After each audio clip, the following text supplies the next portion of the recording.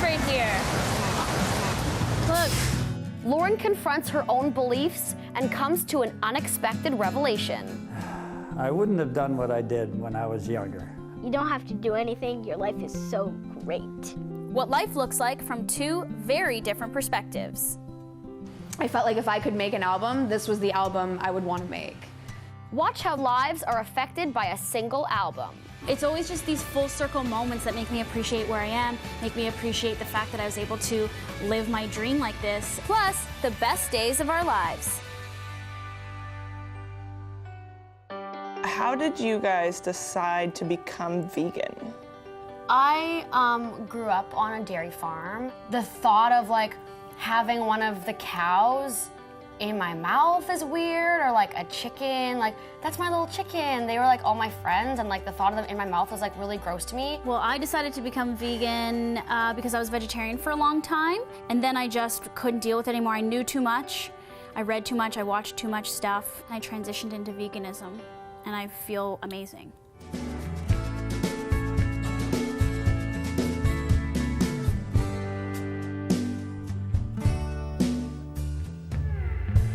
You are very strong. She's saying, please don't eat me.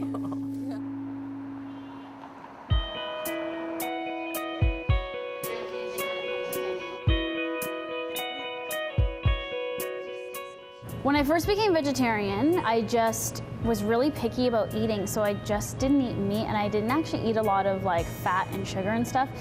It wasn't a diet I was trying to achieve, it was just like this fear of getting sick from the food I was eating that I just wanted to eat healthier. Over time though, as I got older, it did become a lot more about the guilt that I felt eating meat. It really hit home when I started to transition into eating a vegan diet, which is no meat, no dairy, no eggs, nothing from an animal. That it really made sense to me that I shouldn't be eating anything coming from a living creature. Hello. To me, there's no difference between the pet that I have at home, whether it's a cat or a dog, or you have a fish or a rabbit, and then the pig or the cow that's on the farm that people eat. I've never felt the need to tell somebody what's on their plate unless they ask, and I've never brought it up unless someone asks me. So if I'm eating with someone and they say, why don't you eat meat? Or what's your reason for going vegan? They're opening the conversation. It's not so much me telling them what to eat ever, I'm just telling them what they're eating. But I think people can make their own choice for that, and I would never expect or force on someone, because you have to learn on your own, and you have to come to these realizations on your own. I started feeling like I wasn't doing enough, that this sort of had to start going beyond me into animal activism, which was something that I've read about, I have friends who do it, and I kind of thought, well, why aren't I doing that stuff? Like, why aren't I spreading the word more? Why aren't I being more action-oriented with this whole vegan thing? Because it's not just a belief, I think there are actions that have to go along with that. So I went to an anti-fur rally or an anti-fur demo, and these happen once a week every Friday. And it was a bunch of people that get together with signs, megaphones, and they march down Spadina protesting the fur industry. I am kind of nervous because I've never gone to a protest before, and I feel like very intimidated, and I feel like because I'm not 100% ethical in all ways, that I'm somehow going to be judged. So I'm kind of scared.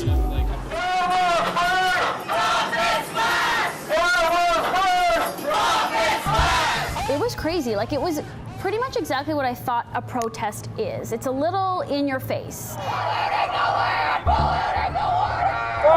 Signs that say like fur is murder, and exactly what people think vegans are like, that they walk around saying fur is murder. I think that's what people think vegans are. So it was exactly what I kind of expected, and I did feel pretty uncomfortable just because of the, I guess, the tone. Like, it was just very loud, it was very in your face, and of course that's how you want to get a message out, but I wasn't ready to jump in there and start like screaming at people. And I think it's just for some people and it's not for some other people. I can see how it would be intimidating for people to come across a bunch of kids dressed in black yelling at them, right? Like, don't do this, don't do that. I think there's like this stigma around protesters. Like, everyone thinks they're one way, right? Yeah. But I guess how else are you supposed to get anyone's attention unless you kind of scream? Like, no one's gonna pay attention unless you're loud. Shame on that store making money off of animals! Fur Fur is like an obvious thing for me. Like I don't wear real fur. This is faux fur, but you know, things like leather and wool and all these other animal products are something I still have in my closet. You know, you can not think about it, or you can think about it. And I guess now I'm just starting to think about it more. My overall impression of the fur rally was just strange. It's not for me. I don't see myself ever wanting to put a megaphone in my hand, hold up a sign with a dead animal on it, and like scream at people. I just don't want to do it that way. All right, everyone, it's about 7 a.m. and I am now headed to Pig Island here in Toronto. You can see that guy's face right here. Look. What have you learned from somebody over 60? The thing I can think of most recently would be a cab driver who was definitely over 60, and he said, in order to be happy in life, you're gonna need to do something where you're giving back. Even just like being around someone that has that many years, you pick up on their wisdom even if they're not even really saying anything. What have you learned from a child under 10? To be around someone under 10, that's what it is. They're not worrying about their future. They're not living in the past and regretting things they did, 10 days ago, a year ago. They are so present, they don't even understand what it means to not be present. If you could somehow just bottle that and keep that for your whole life, that would be the secret to life, actually.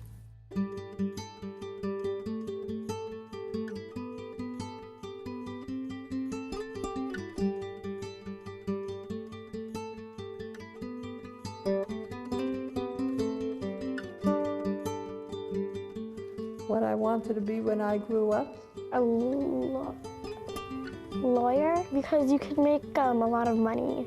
I wanted to go into nursing. I couldn't go right after I finished high school. I had to go to work to help my parents out. A miner, so I can dig for diamonds. I thought I would be a school teacher, and I was a school teacher for a number of years. I wanted to be a singer the whole time. I wanted to be a soldier. We had to have military training in South Africa. We wore a kilt. I'm going to ask you now, what do we wear under the kilt? My younger self? Yeah. I wouldn't have done what I did when I was younger. I would say your life is great. You don't have to do anything. Your life is so great. Keep on dancing. I love dancing. I tell myself to do something. Yeah. Oh dear. I'd say be more responsible. I never completed my engineering degree. I would have liked to have completed it. Buy me thousands and thousands of video games. Look for givers. If they can give, they can love. I love my life.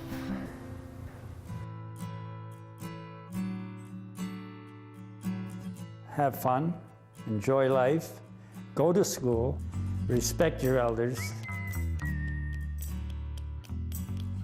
No, you go first. I don't know. Let's do.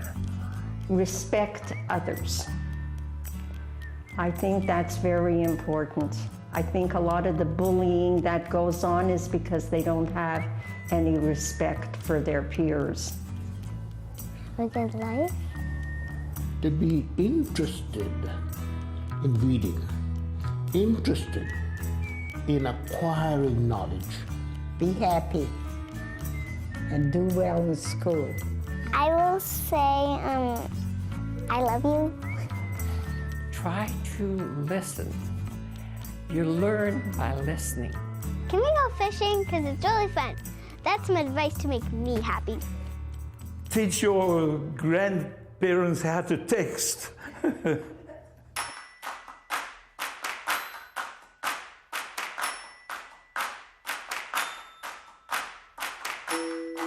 The best day of my life was probably when I got my cat. She grew up in a house of like 25 cats. And I think that she was kind of like the ugly duckling of the cats. That made me sad because this cat needs love from the cat lady. When I got her home, she hid. And I was like, am I making the biggest mistake of my life? Like, I just got this cat and I can't even pet her. And who wants a cat you can't pet? Eventually, she finally trusted me and felt safe. She's taught me about love and about accepting flaws, because she was not perfect when I got her, and I had to just love her, and now she's like the best cat ever. I needed to see that, and I needed to experience that to really get it. Lauren confronts her own beliefs and comes to an unexpected revelation.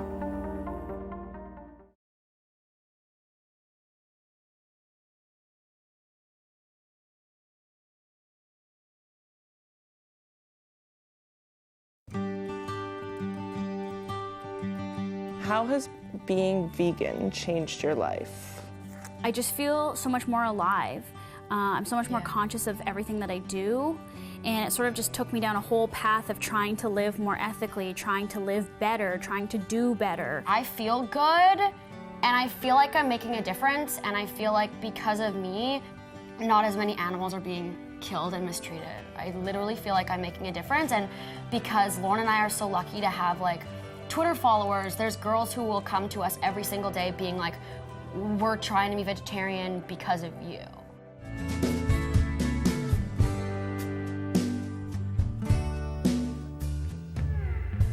You are very strong. She's saying, please don't eat me. All right, everyone, it's about 7 a.m. and I am now headed to Pig Island here in Toronto. So after the fur rally, I decided to check out something called Toronto Pig Save. It's a group of people that are, I guess, silently protesting or bearing witness to animal slaughter. Can't tell if people are honking because of the traffic or if they're honking for us. Everyone sees these big trucks full of pigs going to the slaughterhouse, you know, multiple times a day, but we don't really know what happens after that. We were kind of just standing on the street, trying to pass along some information about being vegan, letting people know that the slaughterhouse is literally just around the corner, and, you know, not being pushy. Would you be interested in taking a vegan starter kit? It'll give you recipes and information about the meat industry and the dairy industry. I kind of like this one. I didn't really like the fur one, but I don't know. I feel like we're being really nice and pleasant, and like we can actually talk to people, which I like. People are nice. What we were really hoping would happen is that these trucks full of the pigs going to the slaughterhouse would actually stop as well to turn onto the street, and that we would actually get to see these pigs. Empty trucks were leaving, and trucks were driving by and avoiding us at the corner. Going in the center. You should get a shot though. I really just wanted to see these pigs up close. I've never seen a pig in real life up close, alive. And I've never really seen a pig up close. Here you can touch them. Well, I actually hope that I get to do that. Look at his eyes. They have a lot of different expressions. Yeah. They're very expressive, just like humans. They have dozens even of without doing expressions. anything, like he's so like has like definitely like a expression going on there. I just said to my camera guy, I was like, let's just go. It's over. We're not going to see one this time. I'll have to come back at another vigil. And of course, we were packing up, and then we see a truck coming up, and of course the timing worked out perfectly where the light was red. The truck had to pull over to make a left turn and stopped right there, so we got to go right up to the truck. And there were pigs in this truck, all smashed in there. You can see this guy's face right here. Look. I mean, there was holes in the side of the truck where you could see directly in, you could see what they were experiencing, and they were looking right at us. It was the weirdest experience. It was really emotional, and it was really strange to be that close to this pig that is a live animal that is meant to be living its life on a farm peacefully, and it's just being treated like nothing. It's being treated like food. It's being treated like it's not alive. You almost like expect them to say something. Yeah. Yeah. And then it was like awful when the truck pulls away and you know it's going to die. I needed to see that, and I needed to experience that to really get it. so weird.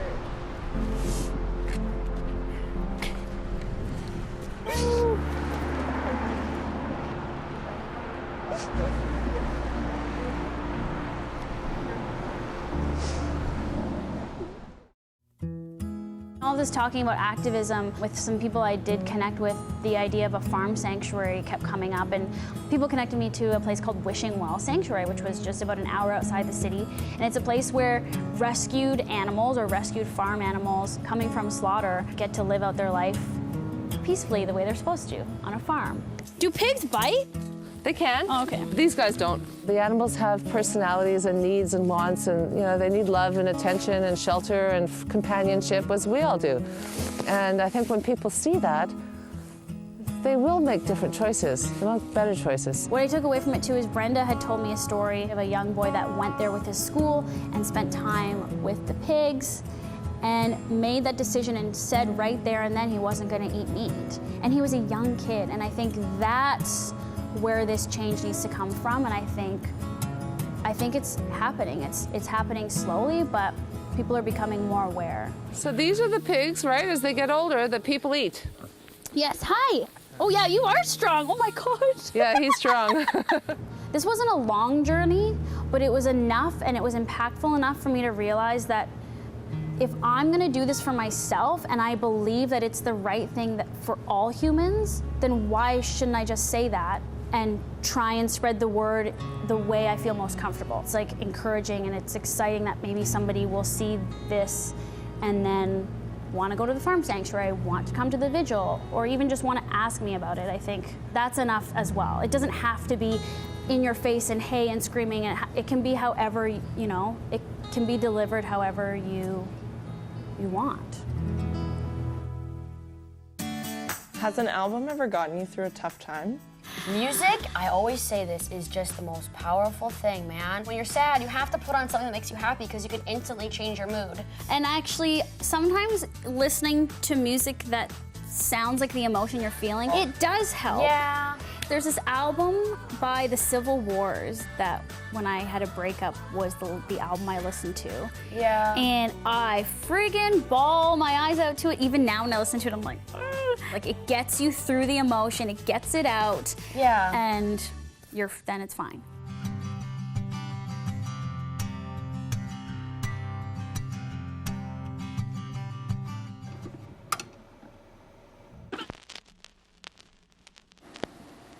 What record are we talking about today? The album I want to talk about is Funeral by the Arcade Fire. I felt like if I could make an album, this was the album I would want to make. It hit me so instantly. It was such a visceral reaction I had to it. There was something so familiar about the intensity of the emotions and the darkness. It's a really, really dark album. Not that I was in a super dark place in my life, per se. It was something that I really related to. I was kind of coming to terms with, as all 22-year-olds do, trying to be an adult and feel like an adult. I think we're kind of taught that childhood is this really carefree, easy, breezy, kind of blissful thing. And it can be, and obviously is, but I think it's a lot harder than that. They touched on these feelings that okay, I'm sorry.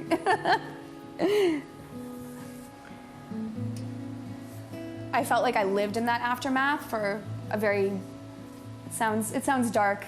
I had a great childhood, but it was very influenced by the knowledge of death, the aftermath of death. I lost my grandparents and my great aunt all within a year of each other when I was 5 years old.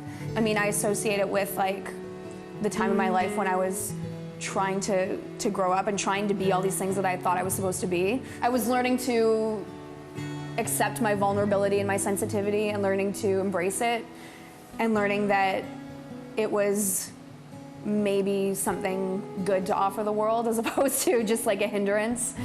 But I was finally realizing that the world was filled with a lot of beauty, and I was really appreciating it and experiencing it intensely for the first time.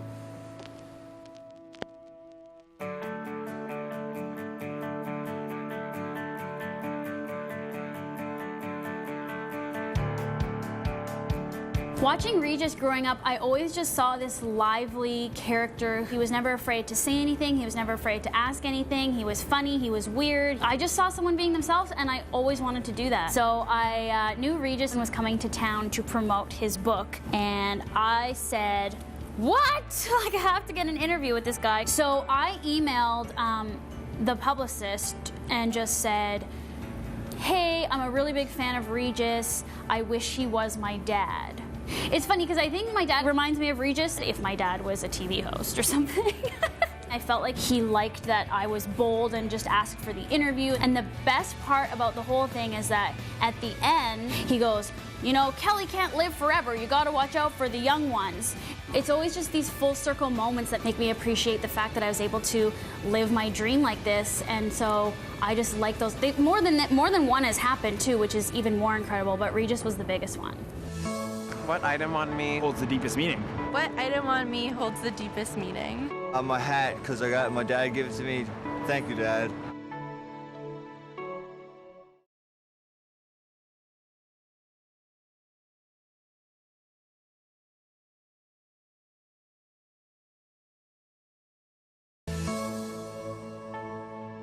What item on me holds the deepest meaning? What item on me holds the deepest meaning? What item on me holds the deepest meaning? What item on me holds the deepest meaning? My bracelet, because it's the first thing my girlfriend bought me when we started going out. And it just means a lot because we've been through so much. These sunglasses I got in Rome on an awesome month-long trip. It's a reminder of going back there. The most important thing I carry on me are my Filipino combat sticks. And you can use it for combat. My hat, because my dad gave it to me. I'm from Newfoundland. It was something small, but you know, it meant a lot to me. Thank you, Dad. This is like how I express myself on a daily basis. This is me in an instrument form. Without this, I don't know what I'd do with my life. It's a ring that I got as a gift from my dad. Not the ring physically, but just, I guess, the emotion that it holds. Right here, my team. Manchester United. My team is my biggest passion. It's my Louis Vuitton. It goes in every bag, every day. And it's been everywhere with me. This bracelet, because my parents gave it to me. If I lost it, I would probably cry. What item on me right now holds the deepest meaning to me?